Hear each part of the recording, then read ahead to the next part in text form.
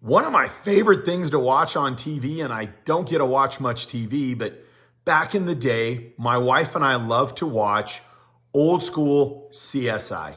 CSI was Crime Scene Investigators. And it's kind of crazy the things that I learned watching that applied incredibly well to sales. I go out and when I show up on a job site, when I walk into a trailer, any place I go, I try to look at it like a crime scene investigator. And what I mean by that is, what's out of place? What is this person telling me?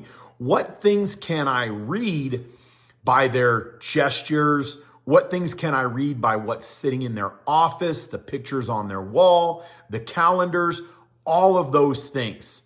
Now, I go out and I ride with sales reps, and it's amazing to me how many sales reps go call on a job site, and it's all about, so this is my territory and I work for a company and we supply equipment and I'm stopping by your job site and I have some calendars in my truck and I'm wanting to know what's going on here and I want to know how I can get rentals from you. And I've watched sales calls and it was about that bad. So let me teach you what things to do, what things to learn, what things to look for when you're a crime scene investigator. Number one, make sure you don't interrupt. If someone's telling you something, it plays with my head when I go in and a customer says, well, let me tell you about my job site. Let me tell you about the subcontractors. Let me tell you about our schedule. Let me tell you about anything about this job site. And the sales rep's like, shh. No. Let me tell you about me. And I'm like, you've got to be kidding me. They interrupt the customer. Don't interrupt the customer. Whatever he or she's talking about. I don't care if it's deer hunting or if it's the job site or if it's last week's football game or if it's their own health issues. Your job is to listen. Every piece of information you get, take mental notes. It's teaching you about the person, the job site, and the opportunities.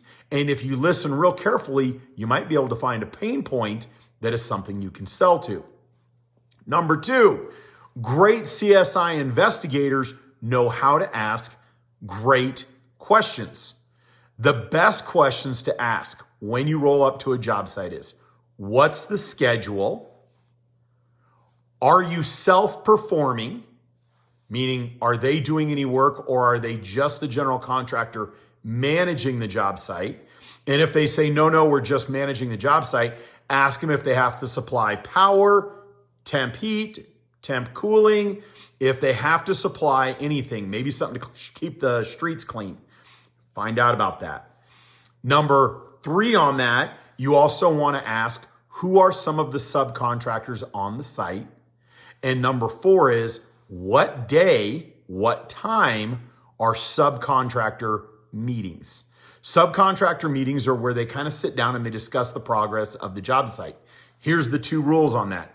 You don't want to interrupt a subcontractor meeting, ever. Now, you can be invited to present at the beginning or end of a subcontractor meeting, but you don't want to barge into the middle of one and be like, hi, I'm Forrest Gump. No.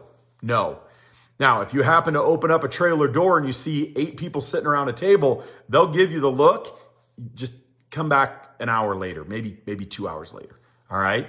That's either a subcontractor meeting, an engineering meeting, or a planning meeting. Okay. You don't want to interrupt meetings.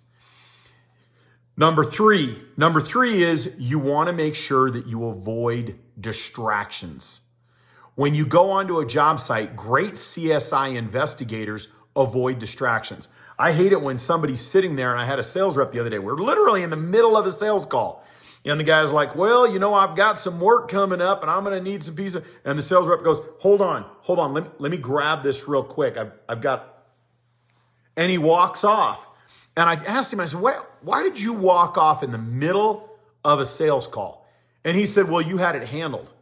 I said, well, you You don't walk off in the middle of a sales call. I said, you're going to come back and you're going to have to build rapport with this person. And they just saw you walk off. That makes them not feel very important. You'll miss details. Okay. So avoid distractions. Next up, master level, watch and repeat back details. It's amazing how often we get distracted, how many times we misunderstand somebody. If you're going to listen to somebody and they're telling you about their job site, they're telling you about their company, do me a favor, either repeat it back verbatim or paraphrase it. This would sound something like, so let me make sure I understood you correctly. This job site is scheduled to wrap up in the next 30 to 45 days. And you're down to final punch list stuff. So there's not going to be a lot of subcontractors arriving, but you might have some stuff that you need to self-perform as the general contractor. Did I understand you correctly? By repeating this back, the person understands that you understand and you're listening. And then the second part of that is you make them feel valued. Now, if you value them, they're more likely to value you. Hence, you will get a sale. So do me a favor, when you show up to your job sites, when you show up to your offices, stop being egocentric and self-driven and look around.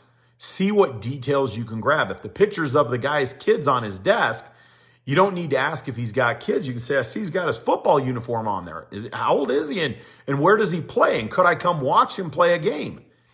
Those great questions and those engaging statements build rapport and show that you genuinely care.